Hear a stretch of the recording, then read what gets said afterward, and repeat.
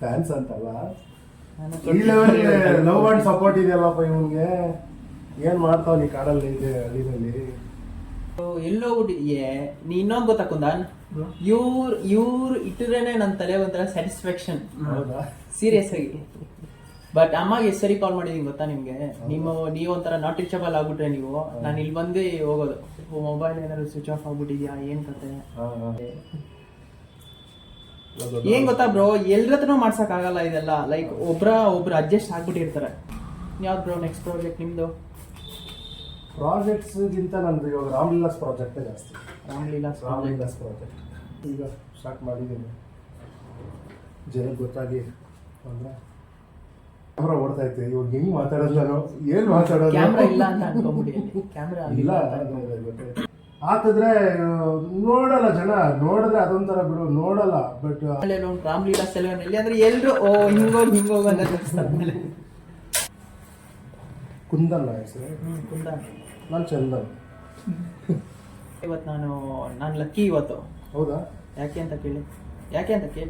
ಇಲ್ಲ, ನಾನು ಗೆಸ್ ಬರ್ತಾ ಇದ್ದೆ. ಯಾಕೆ? ಏನಕ್ಕೆ ನನ್ನ ಕೈ ಸಿಕ್ಬಿಟ್ಟು ನಾನು ಹೇರ್ ಕಟ್. ನಾನು ಬರೋ ಟೈಮಲ್ಲಿ ಯಾರಾದ್ರೂ ಒಬ್ರು ಇರ್ತಾ ಇದ್ರು, ಅದು ಲೇಟ್ ಆಗ್ಬಿಡೋದು. ಅವ್ರು ಹಿಂಗ್ ಮಾಡಿಬ್ರು ಹಂಗ್ ಮಾಡಿಬ್ರು ಹಂಗ್ ಮಾಡೋಷ್ಟರಲ್ಲಿ ಇವಾಗ ಬಂದಿದ ತಕ್ಷಣ ಕೂಡಿಸ್ಕೊಂಡಿರೋದು ಇವತ್ತೇ. ಇವರು ಎಲ್ಲ ಟೈಮಲ್ಲೂ ಹೆವಿ ಜನ ಬರ್ತಾರ, ಅಪಾಯಿಂಟ್ಮೆಂಟ್ ತಗೊಂತಾರೆ. ಯಾವಾಗಲೂ ಇಲ್ಲೇ ಮಾಡ್ತಿರ್ತಾನ ನಾನು. KGF ಯಾವಾಗ ಬರೋ ರಿಲೀಸ್ ಆಗಿದೆ? Part 2 April 14, 2022. How was your experience bro working with Yash sir? ನೀವು ಅದಕ್ಕೆ ತಾನೇ ಫೇಮಸ್. ಆ ಲುಕ್ ಬಂದಿದೆ ನಿಮ್ಮಿಂದ ತಾನೇ. ಕೂದಲು ಯಶ್ ಅವ್ರದ್ದು. ಸರಿ, ಅವ್ರು ಉದ್ದ ಕೂದಲು, ಆ ಗಡ್ಡ ಇರೋದಕ್ಕೇನೆ ಆ ಲುಕ್ ಕ್ರಿಯೇಟ್ ಮಾಡೋಕ್ಕೆ ನನ್ನ ಕೈಯಲ್ಲಿ ಆಗಿತ್ತು. ಸೊ ಅವ್ರಿಗಿರೋ ಅಷ್ಟು ಥಿಕ್ನೆಸ್ ಹೇರು ಮತ್ತು ಆ ಬಿಯರ್ಡು, ಆ ಮೂಗ್ ಶೇಪು, ಫೇಸ್ ಶೇಪು ಪ್ರಾಬಬ್ಲಿ ನಾನು ಬೇರೆ ಯಾರಿಗಾದ್ರು ಸಿಕ್ಕಿದ್ರೆ ಆಗ್ತಾ ಇರಲಿಲ್ಲ. ನಾನು ತುಂಬ ಹೋಮ್ವರ್ಕ್ ಮಾಡಿದೆ. ನಾನು ತುಂಬ ಫೋಟೋಸು, ಹಳೇ ಕಾಲದ ಲುಕ್ಸ್ಗಳು, ರೆಟ್ರೋ ಲುಕ್ಸ್ಗಳು ಎಲ್ಲ ತೆಗೆದು ನೋಡ್ಕೊತಾ ಇದ್ದೆ, ಯಾವ್ದು ಮಾಡಿದ್ರೆ ಚೆನ್ನಾಗಿರುತ್ತೆ. ಅಲ್ಲಿ ಬಿಯರ್ಡ್ ಮತ್ತೆ ಕೂದಲು ಬಂತಲ್ವಾ, ಆ ಸೀಕ್ವೆನ್ಸೇ ಬಂತು ನೋಡಿ ಎಲ್ಲ ಮೂವಿಗೂ. ರೀಸೆಂಟ್ ಆಗಿ ಯಾವ್ದಾವ್ ರಿಲೀಸ್ ಆಯ್ತು? 100% ನಾನು ಅಬ್ಸರ್ವ್ ಮಾಡಿದೆ. ಪುಷ್ಪ, ಹೌದು, ಮತ್ತೆ ಇನ್ಯಾವುದು ಕಿಂಗ್ ಆಫ್ ಕೋತಾ, ಹೌದು ಅದು. ಮತ್ತೆ ಇಲ್ಲ, ಆಲ್ಮೋಸ್ಟ್ ಅಲ್ಲಿ ರಿತಿಕ್ ರಿಂದ ಹಿಡಿದು ಶಾರುಖ್ ಬಿಯರ್ಡ್ ಹುಟ್ಟಿದೆ ಅಲ್ಲಿಂದ. ಮಾಡಿದ್ರು ಸುಮಾರು ಜನ, ಬಟ್ ಅದನ್ನ ಅಷ್ಟು ಟ್ರೆಂಡ್ ಆಗಿರ್ಲಿಲ್ಲ. ಇವ್ರು ಮಾಡಿದ್ಮೇಲೆ ಅಬ್ಸರ್ವ್ ಮಾಡಿ, KGF ಬಂದ್ಮೇಲೆ ಎಲ್ಲ ಮೂವಿಯಲ್ಲೂ ಬಿಯರ್ಡ್ ಹೈಪ್ ಆಯ್ತು. ಹೌದು, ರೆಟ್ರೋ ಮೂವಿ ಈ ತರ ಮಾಡ್ಬೇಕು ಅಂದ್ರೆ ಬಿಯರ್ಡ್ ಬಿಡ್ಬೇಕು. ಆ KGF ಅಲ್ಲಿ ಎಲ್ರಿಗೂ ಬಿಯರ್ಡ್ ಇದೆ. ಹುಡುಗಿಗೆ ಮತ್ತೆ ಅವನೊಬ್ಬ ಇರ್ತಾನಲ್ವಾ ವರ್ಕ್ ಅವನಿಗೊಬ್ಬಂಗ್ ಮಾತ್ರ, ಇಬ್ಬರಿಗೆ ಮಾತ್ರ ಬಿಯರ್ಡ್ ಇಲ್ಲ. ಬಟ್ ಏನಂದ್ರೆ ನನಗ್ ಗೊತ್ತಿರೋದು ಬ್ರೋ, ಬೇರೆಯವ್ರಿಗೆ ಹೆಂಗೋ ನನಗೆ ಗೊತ್ತಿಲ್ಲ ಬ್ರೋ. ಯಾಕಂದ್ರೆ ಎಲ್ರಿಗೂ ಬಿಯರ್ಡ್ ಬರುತ್ತೆ. ಅದು ಇದು ಮಾಡಿ ಕ್ಲೀನಾಗಿ ಮೇಂಟೈನ್ ಮಾಡೋದು ಇದೆಯಲ್ಲ, ತುಂಬಾ ಕಷ್ಟ ಅದು. ಲೈಕ್ ಎಷ್ಟು ಸರ್ ಬಿಯರ್ಡ್ ಬಿಟ್ಟಿದ್ರು, ಬಟ್ ಅದನ್ನ ಹೈಪ್ ತಂದಿದ್ ನೀವೇ ತಾನೆ. ನನ್ನ ಪ್ರಕಾರ ನೀವು ಅಷ್ಟೇ. ಹೇಳ್ಬೇಕು ಏನ್ ಗೊತ್ತಾ, KGF ಓಕೆ ಫೈನ್, KGF ಬಂತು. ಬೇರೆ ನನ್ನ ಪ್ರಕಾರ ಬೇರೆಯವ್ರು ಯಾರಾದ್ರೂ ಇದ್ದಿದ್ರೆ ಬಿಯರ್ಡ್ ಅಷ್ಟು ಕ್ಲೀನಾಗಿ ಫಿನಿಶಿಂಗ್ ಕೊಡ್ತಾ ಇರಲಿಲ್ಲ ಬ್ರೋ. ಅಲ್ಲ, ಮೂವಿಲಿ ಆ ಬಿಯರ್ಡ್ ಲುಕ್ಕೋಸ್ಕರ ತುಂಬ ಹೋಗಿ ಮಾನಿಟರ್ ನೋಡೋದು, ಬರೋದು, ಒಂದು ನಿಮಿಷ ಅಂತಂದ್ರೆ ಅದನ್ನ ಮತ್ತೆ ಮಾಡೋದು, ತಿರುಗಿ ಬರೋದು, ಸ್ಪ್ರೇ ಮಾಡೋದು. ಆ ಬಿಯರ್ಡು ಡ್ರೈ ಕಾಣಿಸ್ಬಾರ್ದು ಅಂತ, ಶೈನ್ ಬರಲಿ ಅಂತ ಅವರು ವಾಟರ್ ಸ್ಪ್ರೇ ಹೊಡಿತಾ ಇದ್ರು. ನಾನು ನೆನ್ಪಿಟ್ಕೊಂಡು ಅದನ್ನೇ ಏರ್ ಸ್ಪ್ರೇ ಎಲ್ಲ ಹೊಡೆದ್ಬಿಟ್ಟಿದ್ದೀನಿ ಶೈನ್ ಬರಲಿ ಅಂತ. ಸೊ ಅದು ಡ್ರೈ ಕಾಣಿಸ್ಬಾರ್ದು, ಆ ಲುಕ್, ಆ ಬಿಯರ್ಡ್ ಹೈಲೈಟ್ ಆಗಬೇಕು ಅನ್ನೋದು ನನ್ನ ಇಂಟೆನ್ಷನ್ ಇತ್ತು, 100% ಇತ್ತು. ಬಟ್ ಈ ಲೆವೆಲ್ ಸೌಂಡ್ ಮಾಡುತ್ತೆ, ಅದರಿಂದ ಏನೋ ನನಗೆ ಹೆಸರು ಬಂದಿಲ್ಲ.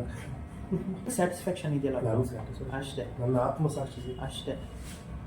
ಬಿಟ್ಟು ಅದ್ರ ಜೊತೆಲಿ ಯಾವ್ದಾದ್ರು ಮಾಡಿದ್ರೆ ಮೂವಿ ಯಾವುದೂ ಇಲ್ಲ ಬ್ರೋ. ನಾನು ಯಶ್ ಅವ್ರಿಗೋಸ್ಕರನೇ ಯಶ್ ಮಾಡ್ತಿರೋ ಮೂವೀಸ್ನೇ ನಾನು ಪದೇ ಅವ್ರ ಲುಕ್ಕೋಸ್ಕರನೇ ಯೋಚನೆ ಮಾಡ್ಕೊಂಡು ಕೂತಿದ್ದೇನೆ. ಬೇರೆ ನನಗೆ ಆಫರ್ಗಳು ಸುಮಾರು ಬಂತು. ಪುನೀತ್ ಸರ್ ಅವರ ಮೇಕಪ್ ಮ್ಯಾನ್ ಫೋನ್ ಮಾಡಿದ್ರು, ಪುನೀತ್ ಸರ್ಗೆ ಮಾಡ್ಬೇಕಂತೆ. ಯಾವ ಮೂವಿಗೆ? ರಾಜ್ಕುಮಾರ್. ಯುವರತ್ನ. ಸೊ ಅದಕ್ಕೆ ಲುಕ್ ಡಿಸೈಡ್ ಮಾಡೋದಕ್ಕೆ ಎಲ್ಲ ಕಾಂಟ್ಯಾಕ್ಟ್ ಮಾಡಿದ್ರು. ಆಮೇಲೆ ಯಶ್ ಸರ್ ಎಂಗೇಜ್ಮೆಂಟಲ್ಲಿ ಪುನೀತ್ ಸರ್ ಬಂದಿದ್ರು. ಎಂಗೇಜ್ಮೆಂಟ್ ಗೋವಾನಲ್ಲಿ ನಡೆದಿದ್ರು. ಸೊ ಅಲ್ಲಿ ಬಂದಿದ್ದರು. ಅವಾಗ ನಾನು ಫೋಟೋ ಕೇಳಕ್ಕೆ ಹೋದಾಗ ಅಲ್ಲಿ ಕೆಲಸ ಮಾಡೋನು, ಅಣ್ಣ ನೀವು ಕೇಳ್ತಿದ್ರಲ್ಲ ಯಾರು ಮಾಡಿ ದೇಶಿಗೆ ಹೇರ್ ಸ್ಟೈಲು ಇವಾಗ ಯಾರು ಅಂತ, ಅಣ್ಣ ಏನು ಯಾವುದೇ ನಾವು ಚೆನ್ನಾಗಿ ಮಾಡಿ ಪ್ರಕಾರ ಮಾಡಿದೆ ಕಣ, ಅಲ್ಲಿ ಮಾತಾಡ್ತೀನಿ ಮೇಕಪ್ ಹೇಳ್ತಾ ಇದ್ದೀನಿ ನಿಮ್ಮ ಬಗ್ಗೆ, ಬರಬೇಕು ನೀನು ಮಾಡಬೇಕು, ಇವತ್ತವರೆಲ್ಲ ಟ್ಯಾಲೆಂಟ್ ಇರೋರಿಗೆ ಮುಂದೆ ಬರಬೇಕು ಅಂತ ಹೇಳ್ಬಿಟ್ಟು ಅವರು ಹೊಟ್ಟೋಗ್ಬಿಟ್ರು. ಬಟ್ ಅದು ವೀಡಿಯೋ ಕೂಡ ಇತ್ತು, ಅವ್ರು ಮಾತಾಡಿದ್ದು ಕೇಳಿದ್ದು. ನನ್ನ ಫೋನ್ ಇರಲಿಲ್ಲ, ಯಾರಿಗೊಬ್ಬರು ಫೋನ್ ರೆಕಾರ್ಡ್ ಆಗಿ ತೀಸ್ಕೊಳ್ಳೋಣ ಅಂತ ಬಿಟ್ಟೆ. ಬಟ್ ಆ ಥರ ಆಫರ್ಗಳು ಬರ್ತಾನೆ ಇರುತ್ತೆ. ನಾನು ಅವ್ರಿಗೋಸ್ಕರನೇ ಮಾಡಬೇಕು, ಅವ್ರ ಜೊತೆಲೇ ಇದು ಮಾಡಬೇಕು. ಅವ್ರ ಬೆಳವಣಿಗೆ ನೋಡ್ತಿದ್ದಲ್ಲ, ಮಾಸ್ಟರ್ ಪೀಸ್ ಆಗಲಿ, ಸಂತೋಷ್ ಬಿಟ್ಬೋದು, ಆ ಲುಕ್ಕು. ಮಾಸ್ಟರ್ ಪೀಸ್ಗೂ ನೀವೇ ಅನ್ಕೋತೀನಿ ಅವಳು ಮಾಡಿದ್ದು? ಇಲ್ಲ ಮಾಸ್ಟರ್ ಪೀಸ್ ಲಾಸ್ಟಲ್ಲಿ ಹೋಗಿದ್ದು. ಬಟ್ ಅವರು ಏನಂತಂದರೆ ಸಂತೋಷ್ ಸ್ಟ್ರೇಟ್ ಫಾರ್ವರ್ಡ್ ಲುಕ್ ಡಿಸಿಷನ್ಗೆ ತುಂಬ ಅವರು ಯೋಚನೆ ಮಾಡಿ ಆ ಹೇರ್ ಸ್ಟೈಲ್ ಮಾಡ್ಕೊಂಡು ಹೋಗ್ತಾ ಇದ್ದೆ. ಕೂದಲೇ ಕುತ್ಕೋತಾ ಇರ್ಲಿಲ್ಲ ಅದು, ನಾನೇ ಮಾಡ್ಕೊಂಡು ಹೋಗ್ತಾ ಇದ್ದೆ.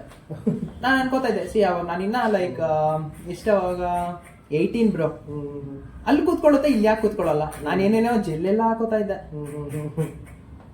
ಬಟ್ ಆಗ ಗೊತ್ತಾಯ್ತು, ಓಹೋ ಇದು 2 ಮಿನಿಟ್ಸ್ಗೂ ಒಂದ್ಸರಿ ಇದು ಮಾಡ್ತಾರೆ, ಹೇರ್ ಸ್ಟೈಲ್ ಮಾಡ್ತಾರೆ ಅಂತ. ಯಾಕಂದ್ರೆ ಅದು ಕೂರಲ್ಲ. ಈಗ ಅವ್ರದ್ದು ಸ್ಟ್ರೈಟ್ ಹೇರು, ಅದನ್ನ ಕೂರ್ಸೋದೇ ದೊಡ್ಡ ಚಾಲೆಂಜಿಂಗ್ ಜಾಬ್ ಆಕ್ಚುಲಿ. ಅಂಡ್ ಇನ್ನೊಂದು ಏನಂತಂದ್ರೆ, ಈಗ ನಾರ್ಮಲ್ ಆಗಿ ಮನೇಲಿದ್ದಾಗ ಕೂರ್ಸೋದು ಬೇರೆ, ಶೂಟಿಂಗ್ ಸ್ಪಾಟ್ ಅಲ್ಲಿ ಆ ಡಸ್ಟ್ಗೆ ಆ ಮೇಕಪ್ ಇರುತ್ತೆ, ಅಂಡ್ ಆ ಗಾಳಿ ಕೂಡ ಬಿಡ್ತಾರೆ, ಅಲ್ಲಿಗೂ ಅದು ಅಲ್ಲಾಡ್ದಿರಂಗೆ ಹಂಗೆ ಸ್ಟೇಬಲ್ ಆಗಿರ್ಬೇಕು, ಶಾರ್ಟ್ ಹೋಗಿ ಹಾಕೋದಂತ. ನನಗೆ ಫಿಲಿಮ್ ಇಂಡಸ್ಟ್ರಿ ಸೆಟ್ಟಲ್ಲಿ ವರ್ಕ್ ಮಾಡಿರೋದು ಎಕ್ಸ್ಪೀರಿಯನ್ಸ್ ಕಡಿಮೆ ಇತ್ತು. ನನಗೇನಿದ್ರು ಸಲೂನ್ಸಲ್ಲಿ ಕೆಲಸ ಮಾಡಿಕೊಂಡು, ಅಂದರೆ ನನಗೆ ಬ್ಯಾಕ್ ಸ್ಟೇಜ್ ಕೆಲಸ ನಾನು ಜಾಸ್ತಿ ಮಾಡ್ತಾ ಇದ್ದಿದ್ದು.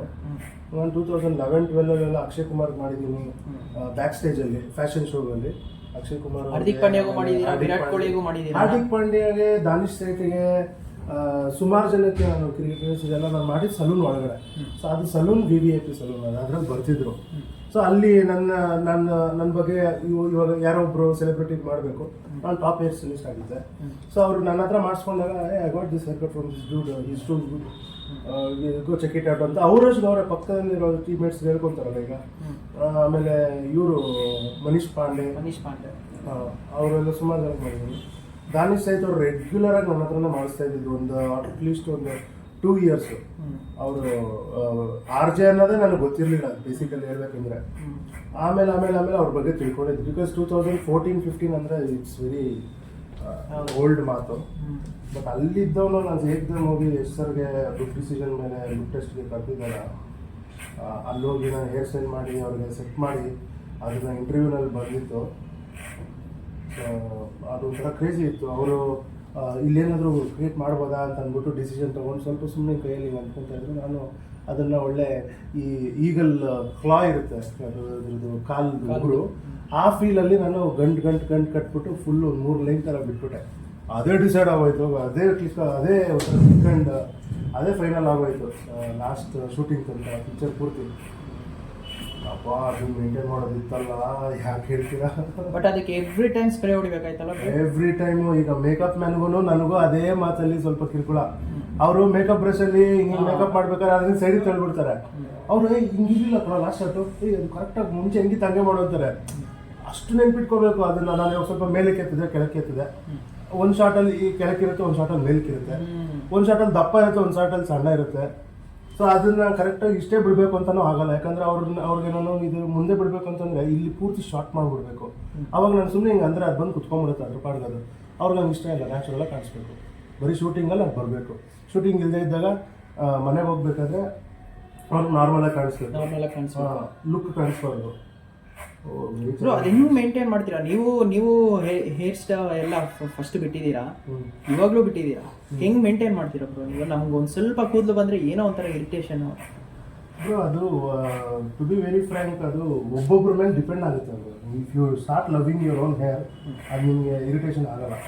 If you don't love your hair, ಅದಕ್ಕೆ ಸ್ವಲ್ಪ ಬೆಳೆದ್ರು ನೋ ಏನು ಗೊತ್ತಾ, ಲೈಕ್ ಒಂದೊಂದು ಟೈಮಲ್ಲಿ ಇರಿಟೇಷನ್ ಆಗುತ್ತೆ, ಯಾವಾಗಲೂ ಒಂದೊಂದು ಟೈಮಲ್ಲಿ. ಯಾಕಾದರೂ ಬಿಟ್ಟು ಇವಾಗ ಯಾರಾದರೂ ಕೂದಲು ಬಿಟ್ಟಿರಲಿ, ಅವ್ರಿಗೊಂದು ಮೈಂಡ್ ಸೆಟ್ ಬಂದೇ ಬಂದಿರುತ್ತೆ, ಇದು ಏನಕ್ಕಾದರೂ ಬಿಟ್ಟು ನಾವು ಇಷ್ಟು ಅಂತ.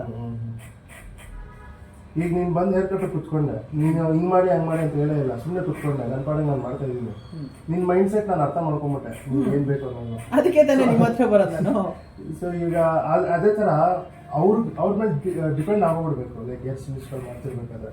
ಸೊ ಅದು ಇರಿಟೇಟ್ ಆಗೋ ಥರ ಮಾಡೋಕ್ಕಾಗಲ್ಲ ನಾವು.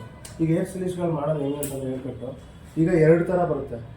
ಈಗ ನಿನಗೆ ಹೆಂಗೆ ಬೇಕೋ ಹಂಗೆ ಮಾಡ್ತೀನಿ, ಇಲ್ಲ ನನಗೆ ನಿನ್ನನ್ನು ಅರ್ಥ ಮಾಡ್ಕೊಂಡಿದ್ದ ರೀತಿ ನಿನ್ಗೆ ಹೆಂಗೆ ಮೇಂಟೈನ್ ಆಗುತ್ತೋ ನಾನು ಹಂಗೆ ಮಾಡಕ್ಕೆ ಬಿಡ್ತೀನಿ. ಸೊ 2 ಫ್ರೀಡಮ್ ಕೊಟ್ಬಿಟ್ರೆ ಅವ್ರು ನಿಮ್ಮನ್ನು ಅರ್ಥ ಮಾಡ್ಕೊಂಡು ಕ್ಲೀನಾಗಿ ನಿಮ್ಗೆ ಎಲ್ಲಿ ಇರಿಟೇಟ್ ಆಗುತ್ತೆ ಎಲ್ಲಿ ಇರಿಟೇಟ್ ಆಗಲ್ಲ ಅಂತ ಜಾಗದಲ್ಲಿ ಕಟ್ ಮಾಡೋದು ಅಥವಾ ಲಾಂಗ್ ಬಿಡೋದು ಅಥವಾ ಶಾರ್ಟ್ ಮಾಡೋದು ಇಲ್ಲ ಅವ್ನ ಮೇಲೆ ಡಿಪೆಂಡ್ ಆಗುತ್ತೆ. ಆ್ಯಂಡ್ ಪೇಷನ್ಸ್ ಬೇಕು ಬ್ರೋ. ನೀವು ಕೇಳಿದ ಕ್ವಶನ್ಗೆ ಆನ್ಸರ್ ಅಂದರೆ patience. Patience is the key ಅಂತೀರಾ? Patience is the key. Because ಅದು ಇರಿಟೇಟ್ ಆದಾಗ ಸುಮ್ಮನೆ ಮೈಂಡ್ ಡೈವರ್ಟ್ ಮಾಡ್ಕೊಂಡ್ಬಿಡ್ಬೇಕು. ಬಿಕಾಸ್ ಅದ್ರ ಬಗ್ಗೆ ಥಿಂಕ್ ಮಾಡಿದ್ರೆ ಇಮಿಡಿಯೇಟಾಗಿ ಹೋಗಿ ನೀವು ಹೇರ್ ಕಟ್ ಮಾಡಿಸ್ಕೊಳ್ತೀರಾ, ಬಿಯರ್ ತೆಗೆದುಕೊಳ್ತೀರಾ. ಸೊ ಅದು ಆ ಟೈಮ್ಗೆ ಮೈಂಡ್ ಡೈವರ್ಟ್ ಮಾಡ್ಕೊಂಡ್ಬಿಟ್ರೆ ಸಾಕು. ನನಗೆ ಏನು ಗೊತ್ತಾ, ತುಂಬ ಎಕ್ಸ್ಪೀರಿಯೆನ್ಸ್ ಆಗಿದೆ ಬ್ರೋ. ನಾನು ಫಸ್ಟ್ ಎಲ್ಲ ತುಂಬ ಕೂದಲು ಬಿಡಬೇಕು, ಲೈಕ್ ನಾನು MS ಧೋನಿ ಫ್ಯಾನ್ ಅಲ್ವಾ, ಅವ್ರ ಥರ ಕೂದಲು ಬಿಡಬೇಕು ಅಂತ ಇನ್ನೇನು ಸ್ಟ್ರೈಟ್ಲಿಂಗ್ ಮಾಡಿಸ್ಬೇಕು. ಆ ಟೈಮಲ್ಲಿ ನಂಗೆ ಇರಿಟೇಟ್ ಆಗ್ಬಿಡ್ತಾ ಇತ್ತು. ನಾನೇನು ಮಾಡಿದೆ, ಪೇಷನ್ಸ್ ಇಲ್ಲದೆ ಹೋಗಿ ಟಕ್ ಅಂತ ಕಟ್ ಮಾಡಿಸ್ಬಿಡ್ತಾ ಅದೇ. ಸೊ ಒಂದು ಅಚೀವ್ ಮಾಡಬೇಕು ಅಂತಂದರೆ ಪೇಷನ್ಸ್ ಇಟ್ಕೋಬೇಕು ಅಂತಾರಲ್ಲ, ಯಾವುದೇ ವಿಷಯದಲ್ಲಿ ಅದು ಇವಾಗ ಹೇರ್ಗೂ ರಿಲೇಟ್ ಆಗ್ತದೆ.